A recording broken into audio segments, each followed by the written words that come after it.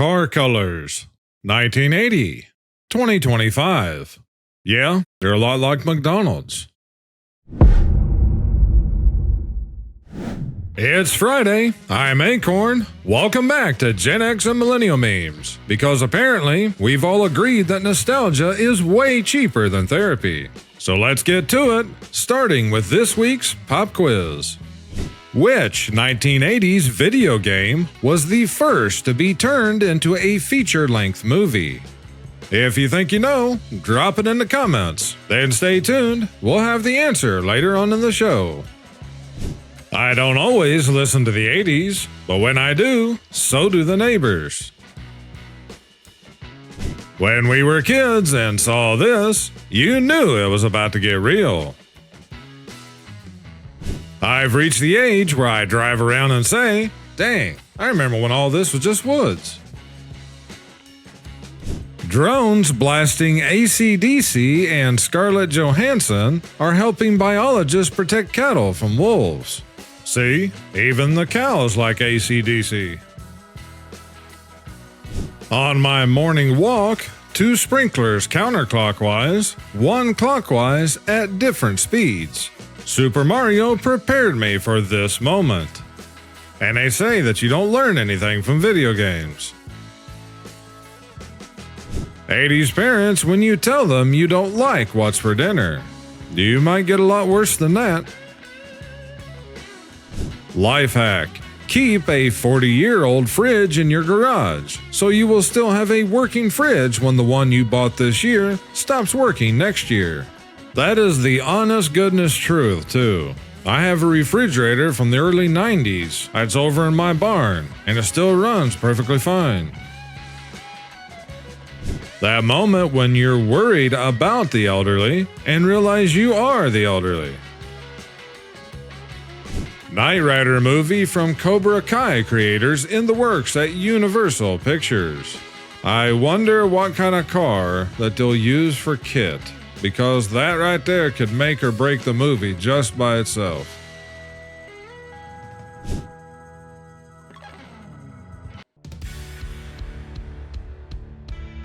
Meanwhile, at Stevie Wonder's house, so what does it mean when your brain lands on the stove instead of in the frying pan? Gen X. Our parents still don't know where we are, and that's okay. Stay feral. Me. Oh, I like that character. I hope he doesn't unalive. The character. Seems that way sometimes. If you know what this one is, drop it in the comments. Mr. T, legendary actor and professional wrestler at age 71.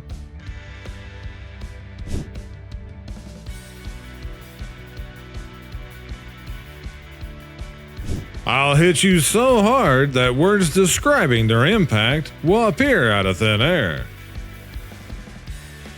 National Airplay, August 24th, 1984. Remember in 3rd grade when you were practicing your times table and then somebody threw up out of nowhere? Yeah, I do. And how many of you remember that stuff that they threw on it? It looked like sawdust. I don't know what it was really made of, but the smell was so awful because it didn't actually cover up the vomit smell. It just mixed with it. And it smelled so bad, it would almost make me sick. Yeah, I'm sure it's real fun to iron. Although, this is the kind of toys that they need to bring back. Kids today have cool cars, and I object. Your first car needs to be a 1984 Geo Metro with a cracked windshield, an 8-track stuck on smooth jazz. How is your 8-track stuck on smooth jazz unless that's the one that you had in there and it won't come out? Anyway, a door that won't open, sparks flying off the tailpipe, and an ignition that only turns if you pray the rosemary 5 times. So I actually just looked this up, and apparently it's true. Middle children are dwindling. In the 1970s, it was common to have 3 or 4 children. Today, almost 65% of women with children only have one or two, so the middle child is becoming increasingly rare. The fact that the middle children are going extinct is the most middle child thing I've ever heard.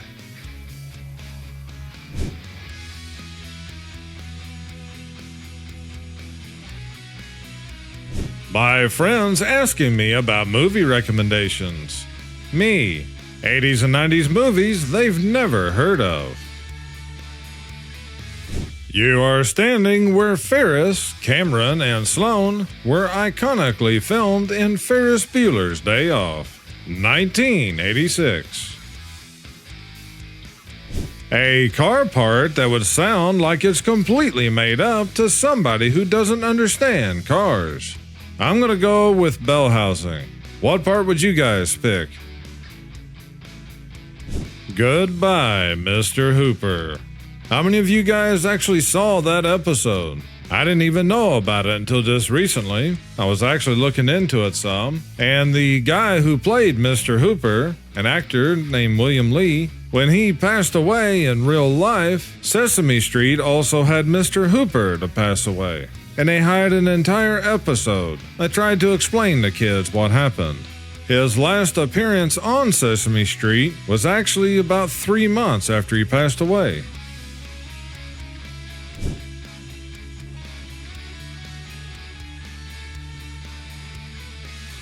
Today's pop quiz question was, which 1980s video game was the first to be turned into a feature-length movie?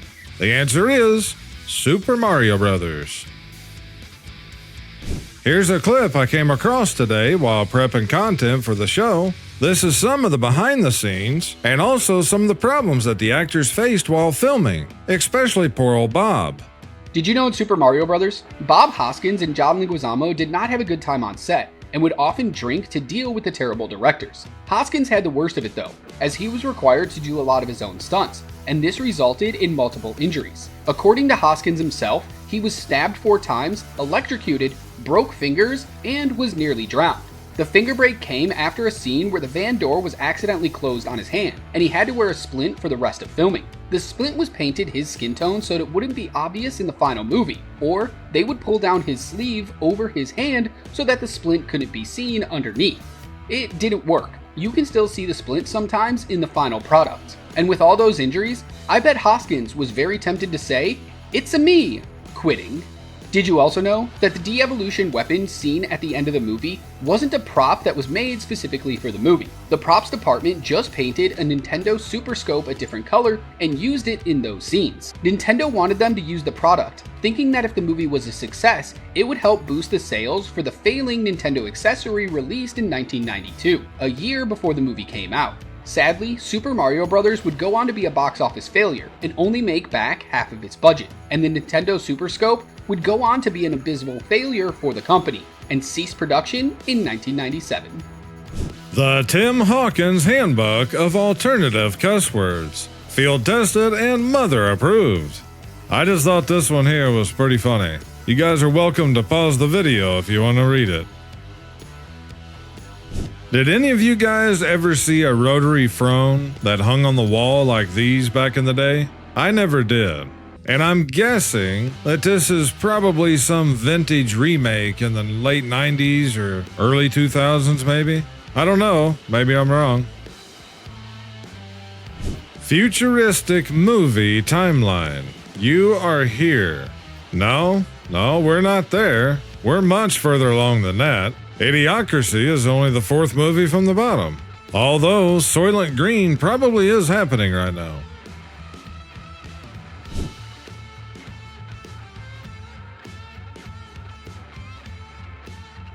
A sci-fi movie masterpiece is finally getting an IMAX re-release. Back to the Future is making its IMAX debut this Halloween. Marty McFly and Doc Brown are heading back to the future for the film's 40th anniversary, and this time they're making their IMAX debut. Universal dropped a new trailer for the 1985 classic, spotlighting its iconic score and all the nostalgia fans could ask for. Gen X Family Feud. You are waiting for your buddy to call you about the basketball practice, but the phone cord is stretched into your sister's room and the door is closed. What do you do? Well, depends on your objective. You could just hang up because all she has is the receiver. Or, if you're quick enough, you could unplug her receiver and plug another one in from another phone, and then you can talk to your sister's friend.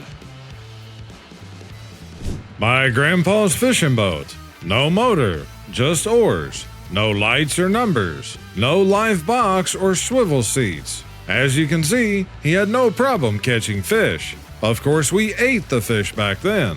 What people need now: 2 motors and bucket seats, steering wheel, depth finder, sonar and probably radar, a gauge cluster, windshields, lights and numbers, and they throw the cotton-picking fish back. That is very true. For guys that's got the money, and that's how they want to spend it, hey, more power to you. But for me, I always just fish from the bank, or maybe out on the dock. Once in a while, you'd find a place where the bridge was just in the right place. Whenever I hear a Manelli Vanilli song, I don't sing it. I just move my lips. They would have wanted it that way. Gumby and Pokey. It was a great claymation show. Rick Moranis and Dave Thomas are reuniting as the legendary McKenzie brothers, proving comedy classics never truly fade. How many of you guys remember this little cartoon? They just failed to tell us that with every bill passed into law, that each one stripped our freedoms a little at a time, until we ended up where we are now, and it's only getting worse by the day. Kids these days may have iPads and smartphones, but they will never know the joy of putting an Ozzy Osbourne cassette tape in a Teddy Ruxpin.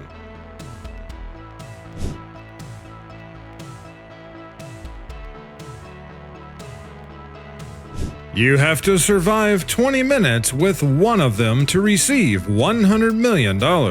Which one you gonna choose? I'm not picking any of them. I'd just lose, and I still wouldn't get the money. If you guys ever wondered about the Peanuts family tree, here you go.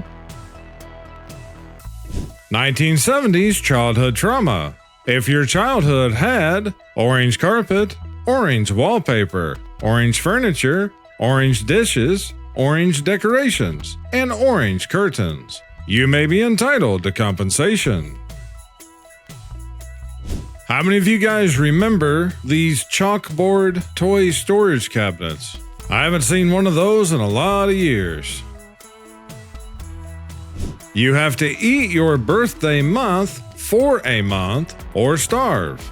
I like pancakes and waffles, but I couldn't do it for a month.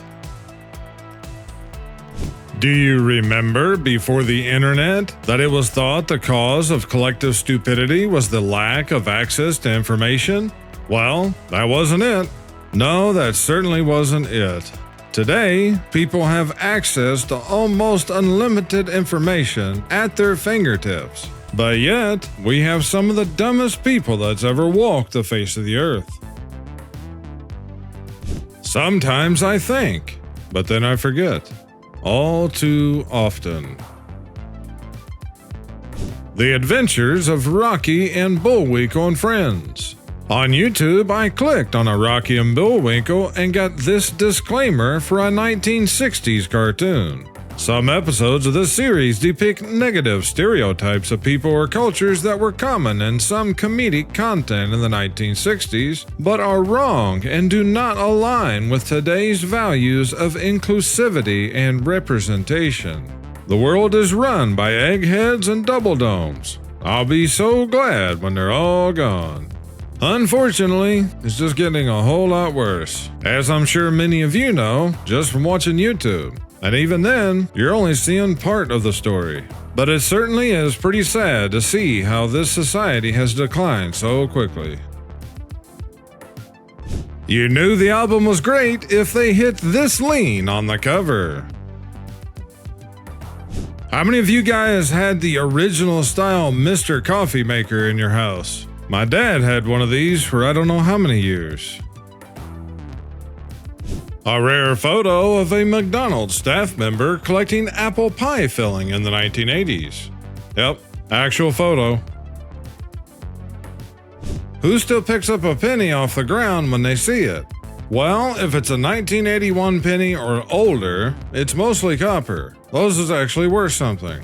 From 1982 and newer, you can drill a hole in them and use them for a washer. Quarters these days ain't worth anything, except to get a cart from Aldi's. I guess since they're gonna quit making pennies, even regular pennies would probably become a collector's item. That's if the collapse of the dollar and hyperinflation don't hit first.